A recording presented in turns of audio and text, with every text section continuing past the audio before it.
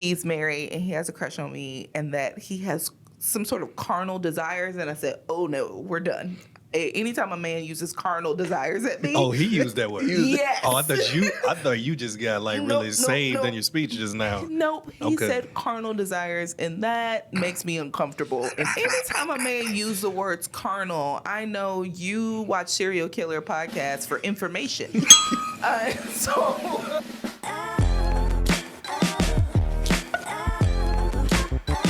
Thank you for watching the Jokeaday podcast or tuning in however you chose to find us. Thank you for watching us. If you have been following us, thank you for checking out another episode. If not, please like and subscribe. Follow the podcast. Check us out. Tell a friend. Do all of that because we got a lot of good content for you and more on the way. In the archives. Okay, that's my co-host. First of all, my name is Lionel Harris. I don't think I said it.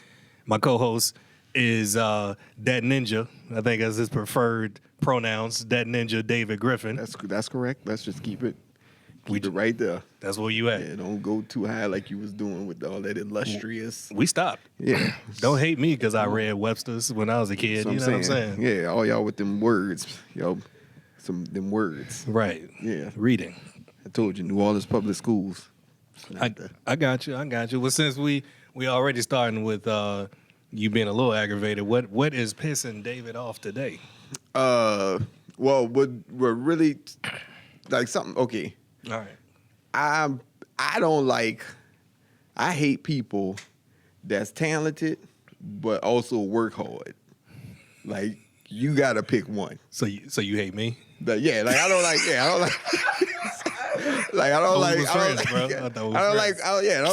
like talented people with like work ethics. Like you know what I'm saying? Like you can't have it all, fam.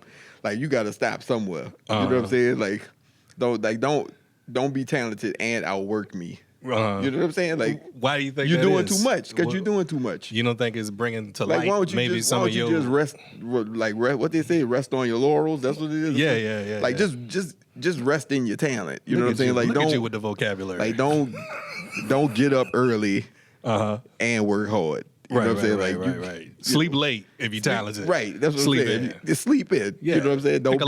Don't be up at 6 a.m. if you talented. You know. I'm sorry, man. Writing jokes. I think as we get to know each other more, the truth is coming out, bro. I've seen how you really feel. You know. We'll talk off camera about some of this right here. I mean, that's you know what I mean? that's just my personal gripe. Like y'all don't have to agree with me. I'm just saying I'm sick of people who talented and work hard. Like you can't be like you know what I'm saying? Like when a handsome person can sing. Right. I you know understand what you're I'm saying. Like you already handsome. Well, I mean, I kind of feel like and then you work on like you know what I'm saying? Like you the best example for me would be like Jamie Foxx. Of talent. Yeah. Because it's like, how can you sing that well and be funny? Like, that's not fair. That's what I'm saying. And act and be an athlete. But see, the thing was, if you see the early pictures of Jamie. Yeah, we ain't talking about, forget the handsome part. Yeah, with the I'm Jerry leaving that curl. off. I'm leaving that off. That's why he cultivated all of that talent because he had that Jerry curl and them teeth early on. That was Eric Bishop. Yeah. That was Jamie. That was Eric Bishop right there. So today we got I always say we got a special guest, but this one's special. Yeah, it's special. Because she let us know she was special. Yeah. With her non-punctuality. She was like, let them wait. We've been in here with bated breath waiting for her to come up in here. We're like, is she coming? Is that her? I saw somebody behind the glass. I thought it was her. He saw Lizzo. He saw Lizzo on a t-shirt. No, it was a lady. He saw a silhouette and got excited. He was like, I can't believe Jill Scott's in this library. What is happening? The blinds is down. It's a little crack through there, and I saw a woman walk past. I was like, there go Liz. There go Liz right there. Go open the door. And I texted her. She's like, nope. Absolutely not. Sit back on your hands and wait. So here we go. She's been in the scene a little longer than me, but I would say from the start, I've known her. She's worked the Funny Bone, improv, festivals, worked with some industry greats, writes for Huffington Post. She got a little resume out here, like, you know what I'm saying? I'm a toot her horn for her. She a killer on stage and an actress for sketch and improv. Yeah. She's a mother. Yeah.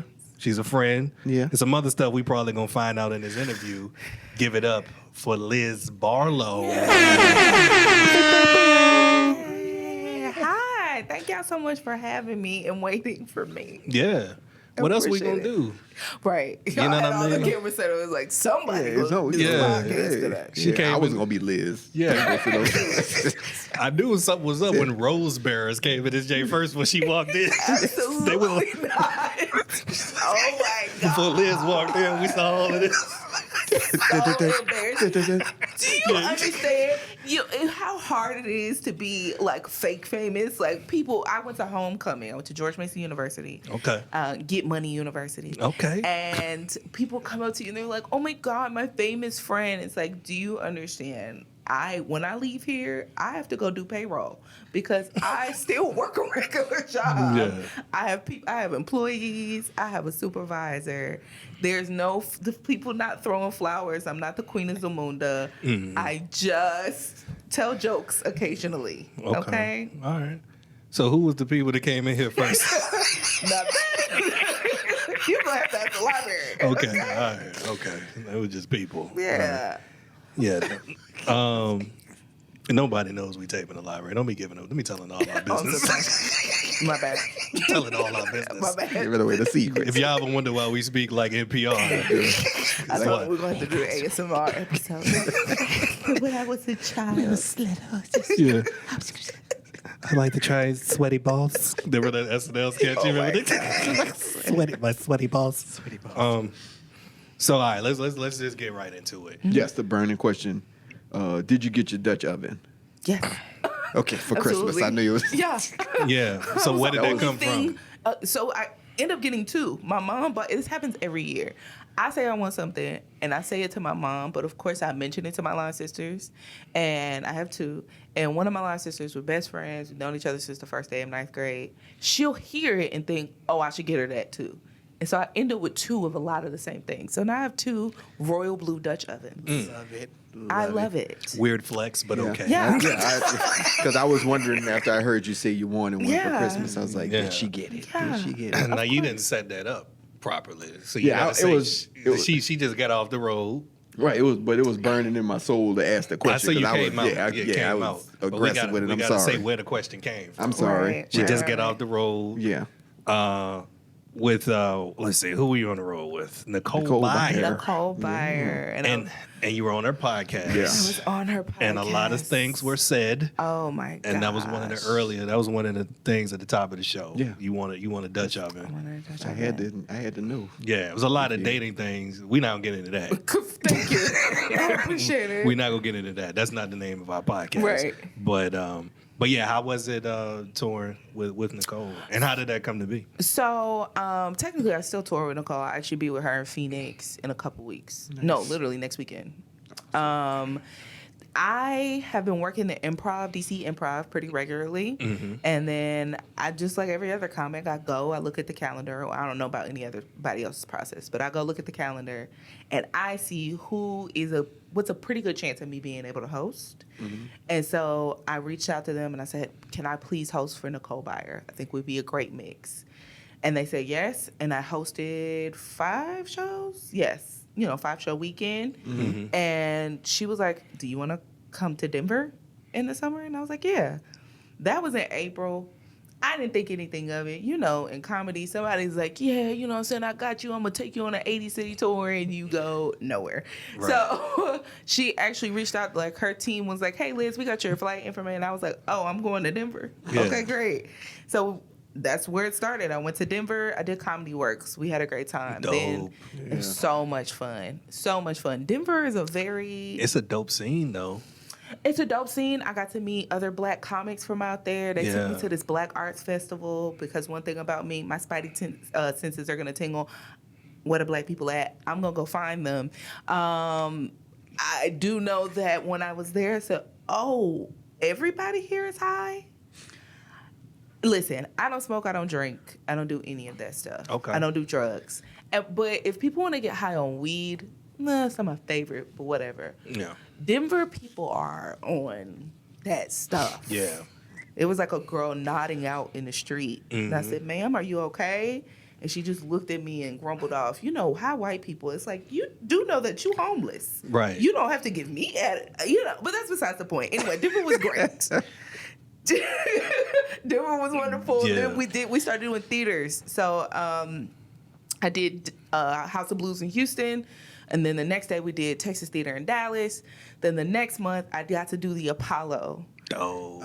Which was incredible. And then we did the Wilbur Theater in Boston for 2 shows back to back. And then, by the time this comes out, I'll already be done, but we'll be in Phoenix next week. So I'll be in Phoenix. That's what's Arizona. up. What's up? I'll just piggyback. Denver was culture shock for me. Yeah. Even though like my mother and I have brothers and everything that lived there, that grew up there. Okay. So I didn't grow up with some of my brothers and sisters, okay? So some of them were raised out in Colorado Springs and Denver, that Gotcha. whole thing. And I did a headline of a festival in 2018. And it was the first time, this was before weed was legal, most places. It was still just there. But that was the first time I got my taste of you just roll down the window. Yeah. And it's just like everywhere. Everywhere. Because we weren't even in Denver proper. And when I got in Denver proper, I saw the same exact thing you saw. And it's very bougie homeless, though. Very bougie, like with a sign asking for quinoa. I'm like, quinoa? I'm gluten-free and houseless. Right. Thanks. Like, you want what? You want me to take you to like, cuz you need to take this combo meal. You want me to get you mixed greens? You're gonna get a biggie bag. Right. Okay, you're welcome. 4 for 4. You're 4 for 4. Yeah. We were walking, so Nicole loves to thrift when she's in the city, and so we'll go with her. In Denver, I was hosting, so the feature there is Christy Summers.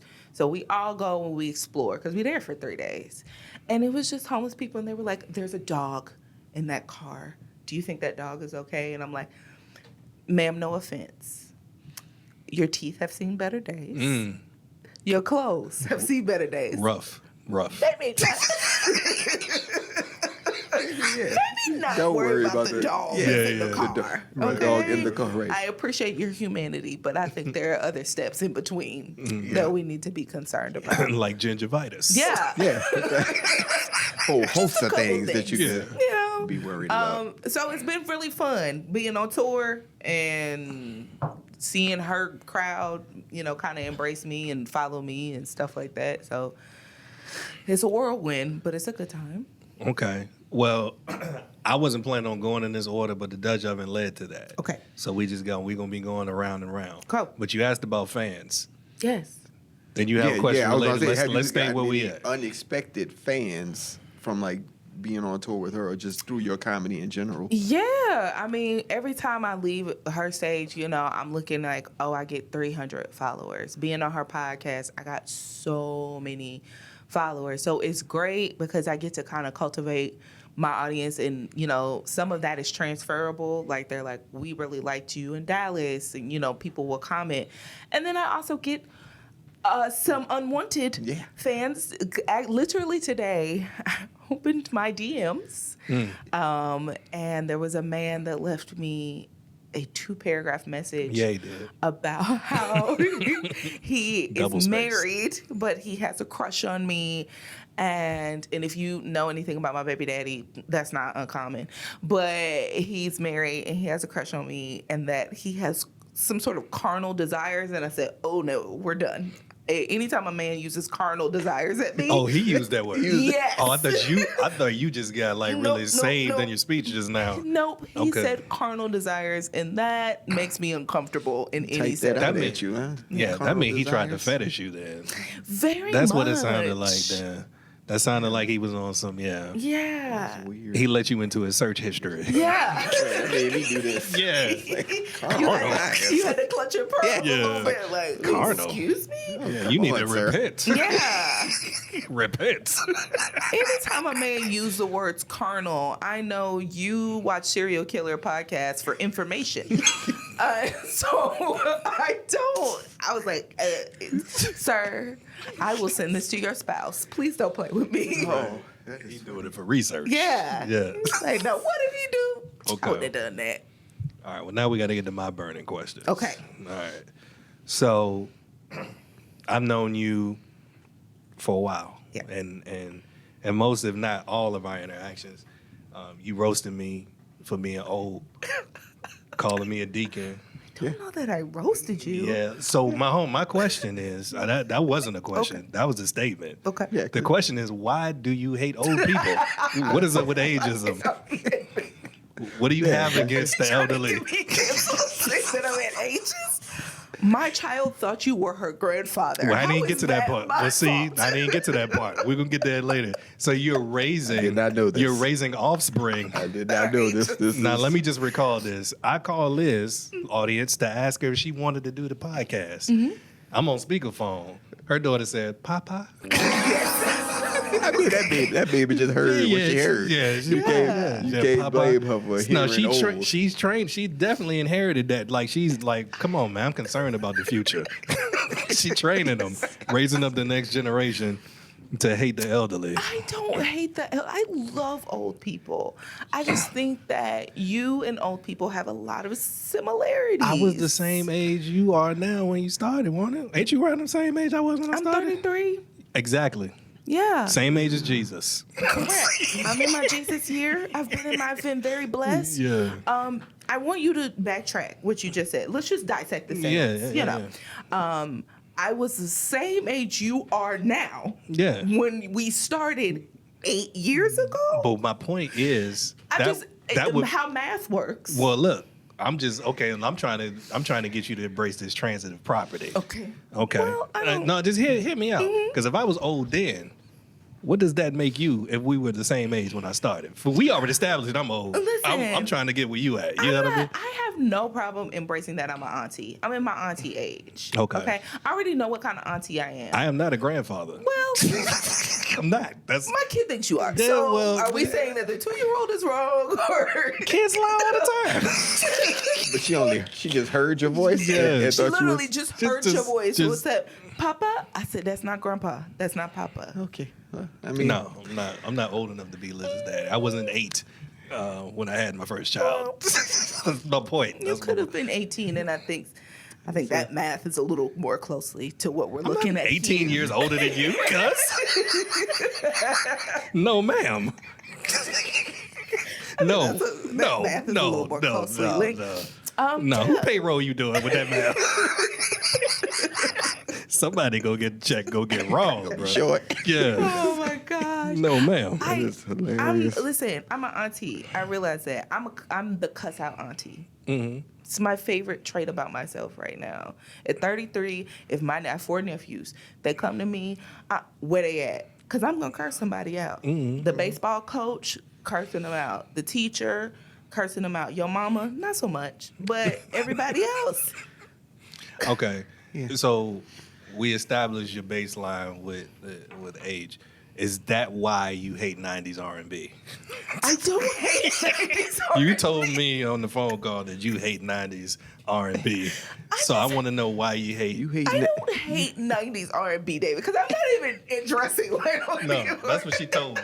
She told me she hates 90s What I R&B. hate is people's fixation on, oh man, you know what I'm saying? Back in Jokeaday, they're crackheads. Do you realize that? Yeah. Anybody that's in the desert, leather outfits on, Right. they're in Denver in their mind. It don't have to make sense. It don't. I mean, It's show business. It don't It's really show have business. to. Does it? I just feel like the hyperfixation on like Drew Hill. Have you ever rewatched a Drew Hill video?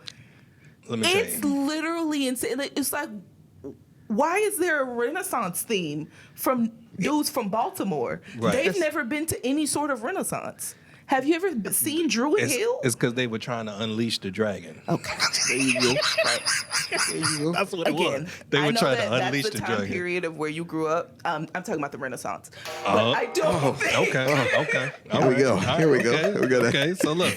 So you mean to tell me that teenage Liz didn't make her body go bump bump bump?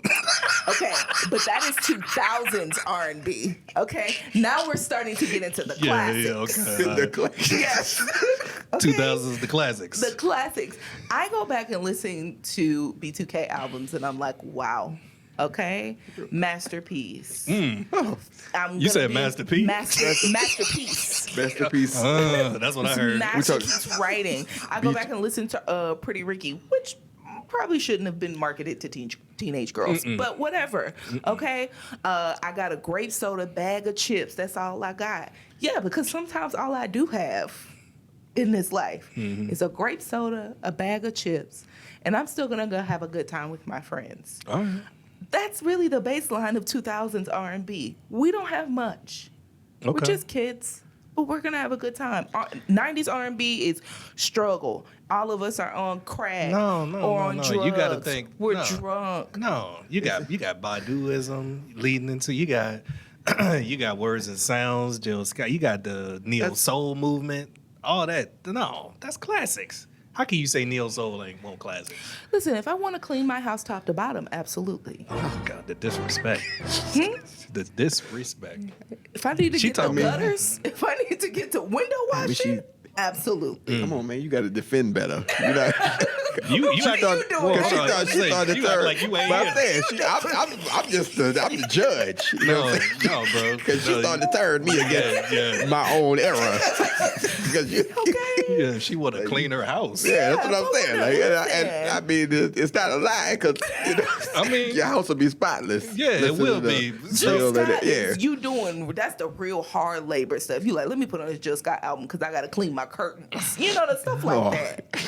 Give the baseboards. Yeah, I got to get the baseboards. You're not cleaning the mama's gun. Of course you are. The mama's gun? Yeah, that's you vacuum out your car to mama's gun. Mm. Yeah, let me move this car seat out the way because I got to. Let me put on. Come on, man. My What you eyes doing? are green because I eat a lot of vegetables. Yeah. She got a Go vacuum? ahead and get. What let me you get doing? the little Come- cheeses out the back. Come on, attack B2K or something. B2K don't need me to attack. They were And B2K. what about it? Talk about Omarion. Say something about it. What about it? I'm not going to touch Amarion. Bro. Right. I'm going to leave him right What there. about it? Yeah, if I want to clean my house, I want to get in real good. You know, hang up my clothes on a clothesline. I might put some like any D'Angelo of the on. things. Yeah, What? Now you just being hurtful. I love D'Angelo. Virginia forever. Yeah. I love D'Angelo. From the same side of town, I everything. know. 804 South Side. Love it. Come on, man. And if I need to get in there and I need to start rearranging the beans in my cabinet, that's what I'm gonna put on. You got beans? You rearrange beans? I am a Southern woman. Now listen, I've dried beans Okay. from scratch. All right. I can't. She got yeah. a new Dutch oven to put them in. too. Correct. There you go. That Two Dutch of oven, them. baby. Yeah. Two I don't Dutch want that to be mistaken. I have to. Mm-hmm. Every artist that she disrespected, I apologize on her behalf. She don't know what she's saying. So I love y'all. You I grew didn't up do on a good y'all. job defending them. Let me just say that. all you did was just. I told you I was the neutral party in the situation. That's because you ain't have a Because I didn't comeback want, either. I didn't You want to want seem both of us biased. get I didn't want to beat seem. down. I just didn't want to seem No, biased. That's like, Like when I'm you see trying a to man be. get cut down. You like the chalk outline already. Yeah, I I'm mean- just gonna step over. Yeah, like I'm not trying to jump nobody. I'm just trying to look at a good fight. Just saying. I'm just saying. She hit you with some haymakers. She brother, did. That's all. She did. She worked me late and I don't even want to still. listen to '90s R&B no more. I know, honestly. bro. I'm about to just clean my playlist out. Forget clean the house. Yeah. Just What y'all terrible. listen to? Kim? I feel like y'all are Kim listeners. Like y'all go and y'all How buy you- the law and see. Come on. Come on. Uh-oh. Come on. What are you doing right now? What are you doing? Kim with an E. Kim, Yeah, I know I'm not what you're talking listening to about. him. Yeah. I did when he first came out. I Of course did. you When did. he first Yeah, came out. I mean, you did. I did. No, I I was. did. You did. I No, I did. didn't. I didn't. I did. I'm an old soul. So I was always older than myself anyway. I was listening. I listened to Tank. That was one In the bangers? right. taking it back. Right. Nah, that's you. Taking you. it back. right there. That's Take from it New back. Orleans. I know. Yeah. Yeah, but You want a thug R&B. yeah, I was, yeah. thug love. You know, Listening to Tank, you can tell the exact moment he takes his shirt off in the booth. Like you know, it's like right now. I know you don't Yeah, have you any ain't got clothes no on, clothes sir. on This is here. actually uncomfortable for Yeah. me, but thank you.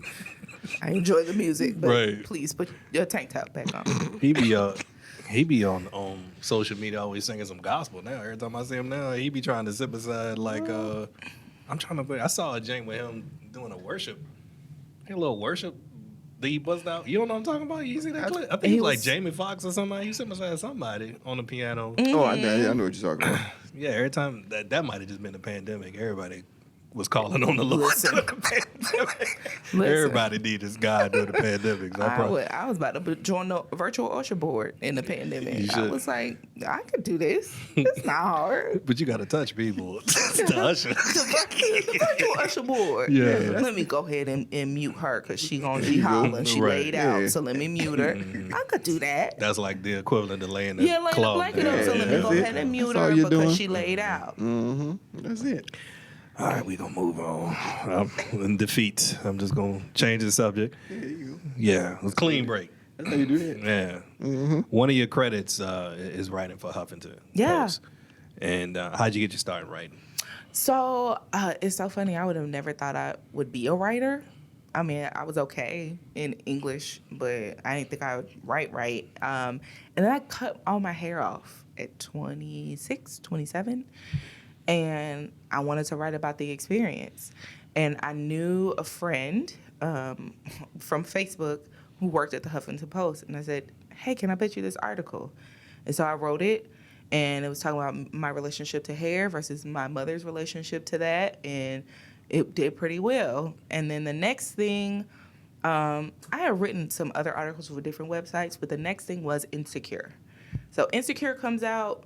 And we get through the first season. I do have a very popular article, not on the Huffington Post, from that first season of Insecure that has gotten me blocked by a couple of the cast members.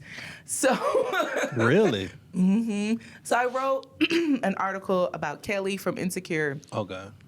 She did not seem to find my critique of her character nice, I guess. And I'm blocked. It's okay. Once I meet her, I'll explain. And I'll still probably remain blocked. And then But you got a chance. But I got a chance. To plead your case. Yeah. Right. And so the second season comes out, and there's a character that is played by Dominique Perry. And I remember it distinctly, I almost felt like I was an out-of-body experience writing it, because it was the shortest article I've ever written in the amount of time it took me to write it. I wrote it in 40 minutes and proofed it and then sent it on to her. And sans a little bit of the corrections, exactly what I wrote in that 40 minutes is what's on the article. And it was a top 10 article, had over 40,000 hits on Huffington Post. But it was truly just okay, I'm a writer and I have a perspective and this is what I have to say. And so, knowing people that knew people, I was also kind of in the blogger space when I was younger and kind of connecting with people from there. And I met somebody that worked at the Huffington Post, and I submitted articles, and that's how I ended up there. That's dope. Yeah. You had a follow-up. Yeah, I actually have a quote from the article, I believe the one you're talking about with the hair. Yes. It says, when you're a free black woman with no ties to hegemonic beauty standards, the world will let you know that it doesn't, and I think it said like you, and then it doesn't like it. I didn't write the rest of the quote because that's neither here nor there. Okay. Because my question is, why were you using words like hegemonic back in 2016? I don't understand. You think you better than me? That's what, Yeah. I went to Virginia Beach school system, so I'm not really. No shade. I was just. Yeah. She said she had. I was just. She used one for me. She used the other one. Yeah, and I was a little bit offended that I had to go. Google that word. Google you know what I'm saying? I was like, how dare you? Yeah. How dare she? I wrote it for people who may already know what hegemonic means. Oh, okay. But I'm so glad that you had time to research. So I'm not your target audience, is what you're saying. Okay. All right. Why? I mean, you work at a school. Why can't it be used that? Why can't you be educational in them? Why don't you hope that people are going to pick up a thesaurus after they read the article? You know what really I mean? do. I mean, that's what happened here. He went and Googled. Yeah. I'm sure you had to Google too. I just feel like Don't assume things. You know what I mean?